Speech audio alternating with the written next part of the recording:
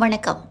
திமுக சொடிங்கலூர் சட்டமன்ற உறுப்பினரும் மத்திய பகுதி செயலாளருமான மக்கள் சேவகர் எஸ். அரவிந்த் ரமேஷ் சிறப்புரையாற்றினார். திமுக தலைவர் தமிழ்நாடு முதலமைச்சர் மு.க.ஸ்டாலின் அவர்களின் கொள்கை தமிழ்நாடு தலைகுனியாது, என் வாக்குச்சாவடி வெற்றி வாக்குச்சாவடி என்ற திராவிட மாடல் அரசின் முன்னெடுப்பில் சென்னை தெற்கு மாவட்ட கழக செயலாளர் அமைச்சர் மா. சுப்பிரமணியன் ஆலோசனைப்படி பாக முகவர்களுக்கான ஆலோசனைக் கூட்டம் நடைபெற்றது. சென்னை தெற்கு மாவட்டம் சொடிங்கலூர் மத்திய பகுதிக்கு உட்பட்ட 189வது வட்டம் சொடிங்கலூர் பகுதியில் பாகம் எண் 120க்கு உள்ளடங்கிய பாக முகவர்கள் BLA2, BDA, BLC ஆகியோருக்கான ஆலோசனைக் கூட்டம் வட்டக்கழக செயலாளர் மற்றும் மாமன்ற உறுப்பினர் வ. பாபு தலைமையில் நடைபெற்றது.